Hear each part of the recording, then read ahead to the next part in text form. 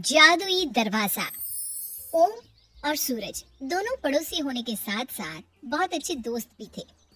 ओम जहाँ मेहनत करके काम किया करता, तो वहीं सूरज बिना मेहनत किए ज्यादा पैसा कमाने के लिए दिमाग लगाया करता।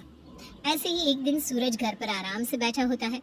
सूरज को घर पर देखकर उसकी बीवी चुन्नी को गुस्सा आता है। सूरज जी, अब आज भी घर में बैठे हुए हैं। ओम भाई साहब को देखो, सुबह होते ही अपने काम पर निकल जाते हैं। उनसे थोड़ी मेहनत करनी सीख लो। मेहनत करोगे तो आगे तक जाओगे। चुन्नी, सीखना मुझे ओम से नहीं, ओम को मुझसे चाहिए। वो मेरा पड़ोसी होने के साथ साथ बहुत अच्छा दोस्त भी है। पर उसे देख लो, हमेशा गधा मजदूरी करता है, और तो और कोई उसे काम कह देता है तो वो उस काम में जी जान से लग जाता है। तभी तो कह रही हूँ, ओम भाई साहब से कुछ सीख लो। वो आपकी तरह कामचोर या आलसी नहीं है। आप तो एक नंबर की कामचोर और आलसी हैं। बस यही वजह है कि आज ओम भाई साहब के पास काम है और आपके पास कोई काम नहीं। अपनी बीवी की बातें सुनकर सूरज वहाँ से मुंह बनाकर चला जाता है। वहीं दूसरी ओर ओम हमेशा की तरह जंगलों में लकड़ी काट रहा था और पसीने बहाकर मेहनत कर रहा था। तभी वहाँ सूरज आता है। वैसे दोस्त, बड़े मन से तुम लकड़ियाँ काट रहे हो। अब और कितनी लकड़ी रह गई है काटने को? सूरज, मन लगाकर काम तो करना ही पड़ेगा। पापी पेट और बीवी बच्चों का जो सवाल है, मैं तो एक दिन भूखा रह सकता हूँ, पर मैं अपने बीवी बच्चों को भूखा नहीं देख सकता। यह तो तुमने बिल्कुल सही कहा हो। अच्छा, मेरे घर में ना लकड़ियाँ खत्म हो गई है, और तुम तो जानते हो ना अपनी भाभी का स्वभाव। क्या मैं तुम्हारी लकड़ियों में से कुछ लकड़ियाँ घर लेकर जा सकता हूँ? अरे सूरज, ये तो अभी पेड़ से काटी हुई ताजा लकड़ियाँ हैं। ये चूल्हे में नहीं जलने वाली। अगर इन लकड़ियों को तुम घर ले गए तो भाभी तुम्हें और खरी खोटी सुनाएगी। तुम एक काम करो, घर जाकर मेरी बीवी बिंदिया से कुछ लकड़ियाँ मांग लो। ये ओम का बच्चा जितना मूर्ख दिखता है उतना है नहीं। अब कैसे इससे लकड़ी लेकर बाजार में बेचूं ताकि मेरी आज की कमाई निकल सके। इस तरह सूरज कुछ समय के लिए वहाँ से चला जाता है और पूरे रास्ते अपना दिमाग लगाने लगता है कि आखिर वो ओम से उसकी लकड़ियाँ कैसे ले। अब उसके दिमाग में एक बहुत अच्छा आइडिया आता है और वो दोबारा ओम के पास जाता है। अरे सूरज, तुम फिर से आ गए? मुझसे कोई काम है क्या? हाँ, काम तो है, पर समझ में नहीं आ रहा कैसे और किस मुंह से कहूँ। सूरज, तुम मेरे पड़ोसी होने के साथ साथ मेरे दोस्त भी हो, इसलिए हिचकिचाओ मत और अपने मुंह से ही कह दो जो कहना चाहते हो। ओम, कुछ दिनों से ना मेरी तबीयत बहुत खराब है, जिस वजह से मैं धनराज सेठ के जानवरों को चराने के लिए जंगल नहीं जा पा रहा। घर का राशन भी खत्म होने को है और चुन्नी भी मुझ पर बहुत नाराज हो रही है। अगर आज मैं पैसे लेकर घर नहीं गया ना, तो वो मुझे घर में घुसने ही नहीं देगी। क्या आज तुम मेरे लिए भी थोड़ी सी लकड़ियाँ काट दोगे, ताकि मैं भी उन लकड़ियों को बाजार में जाकर बेच सकूं? हाँ हाँ सूरज, क्यों नहीं। भला ये भी कोई कहने की बात थी जो तुम इतना हिचकिचा रहे थे। अब शरीफ ओम सूरज के लिए भी थोड़ी सी लकड़ियाँ काट देता है और दोनों दोस्त उन लकड़ियों को लेकर बाजार जाते हैं। अब ऐसे ही कुछ दिन बीत जाते हैं।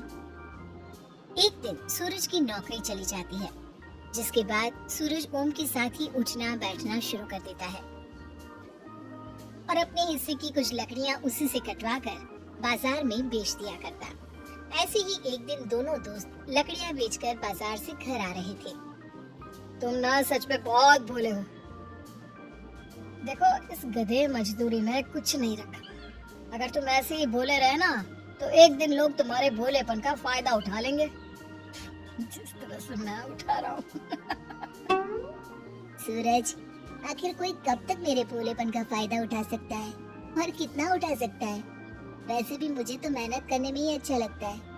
मुझे आदत नहीं है तुम्हारी तरह शॉर्टकट रास्ते ढूंढने की। इस तरह से दोनों दोस्त जंगल के रास्ते बात करते हुए घर जाने लगते हैं। तभी अचानक से भारी वर्षा होने लगती है। वर्षा होने के कारण दोनों दोस्त छुपने की जगह ढूंढते हैं। तभी उन्हें एक जगह से तेज पीली रोशनी नजर आती है। सूरज, वो देखो, वहाँ से लाइट जलने की रोशनी आ रही है। मुझे लगता है इस जंगल में किसी का घर है। चलो हम उनसे थोड़ी सी मदद मांग लेते हैं। क्या पता वो हमें सर छुपाने के लिए अपने घर में थोड़ी सी जगह दे दे। हो सकता है, पर मुझे नहीं लगता कि जंगल में कोई रहता होगा। और अब तुम इतने दावे के साथ कह रहे हो तो चलते हैं। दोनों दोस्त उस तेज रोशनी का पीछा करते हुए उस रोशनी के पास जाते हैं जहाँ उन्हें कोई घर नजर नहीं आता सिवाय एक दरवाजे के, और उस दरवाजे से ही तेज पीली रोशनी निकल रही थी। दरवाजे को देखकर सूरज के मन में लालच आ जाता है। ओम, मुझे लगता है ये कोई जादुई दरवाजा है। हमें इस दरवाजे के पीछे जाना चाहिए। हो सकता है कि इस दरवाजे के पीछे बहुत सारा खजाना हो। पर सूरज, तुम इतने दावे के साथ कैसे कह सकते हो? अगर इस जादुई दरवाजे के पीछे कोई खतरा हुआ तो? दोस्त, अभी हमारे पास सुनहरा मौका है। इस जादुई दरवाजे के पीछे हो ना हो बहुत सारा खजाना रखा है। हम उस खजाने को लेकर रातों रात अमीर बन सकते हैं। अरे सिर्फ पैसों का सोच, खतरों का नहीं। सूरज के काफी कहने पर ओम सूरज के साथ उस जादुई दरवाजे के पीछे जाता है। पर उस जादुई दरवाजे के पीछे काफी अंधेरा होता है। अब दोनों दोस्त अपने फोन की लाइट चलाते हैं और अंदर जाते हैं जहां उन्हें एक बूढ़ी औरत मिलती है। कौन आया है इतने सालों बाद मेरे इस घर में? अम्मा, हम हैं। वैसे आप कौन हो और यहाँ इस जादुई दरवाजे के पीछे क्या कर रही हैं? बेटा, इस जादुई दरवाजे के पीछे बहुत सारा खजाना है। मैं उसकी रक्षा कर रही हूँ। काफी समय से यहीं बैठी हूँ, जिस वजह से मेरी कमर अकड़ गई है और गला सूखता जा रहा है। क्या तुम दोनों में से कोई मेरे लिए पानी ला सकता है? बुढ़िया माँ के कहते ही बिना कुछ सोचे समझे ओम उनके लिए पानी लेने चला जाता है और लालची सूरज की नजरें खजाने को ढूंढने लगती है। मुझे भी इस बूढ़ी औरत की थोड़ी सी सेवा कर देनी चाहिए। क्या पता मेरी सेवा से खुश होकर ये मुझे खजाने का रास्ता बता दे। अम्मा, क्या मेरे लिए कोई काम नहीं है? मैं कब से यहाँ खड़ा हूँ। वैसे भी ना मुझे बूढ़े बुजुर्ग लोगों की सेवा करना बहुत पसंद है। अगर मेरे लायक कोई काम है तो बताइए ना। बेटा, यहाँ बैठे बैठे मेरी कमर अकड़ गई है। तुम मेरी थोड़ी कमर और पैर दबा दो। अब लालच में आकर सूरज उस बूढ़ी औरत की खूब सेवा करता है। कुछ देर बाद ओम पानी लेकर वहाँ आता है। पानी पीकर वो बूढ़ी औरत माँ लक्ष्मी का रूप लेती है। ओम, मैं तुम्हारी सेवा और ईमानदारी से बहुत खुश हुई हूँ, इसलिए मैं तुम्हें इस जादुई दरवाजे की रखवाली करने का काम देती हूँ। साथ ही अब तुम्हें कभी भी किसी भी चीज की कमी नहीं होगी। ये मेरा आशीर्वाद है। माता लक्ष्मी, आपने अपने दर्शन मुझे देकर मुझे धन धान्य से भर दिया और इतनी बड़ी जिम्मेदारी आपने मुझे सौंपी है। मैं इस जिम्मेदारी का पालन पूरे दिल से करूंगा। माता लक्ष्मी, मैंने भी तो आपकी सेवा की है। मुझे भी कोई कार्य दीजिए ना। सूरज, तुम एक लालची इंसान हो जिसने लालच में मेरी सेवा की थी, इसलिए मैं तुम्हें कोई कार्य नहीं बल्कि दंड देती हूँ।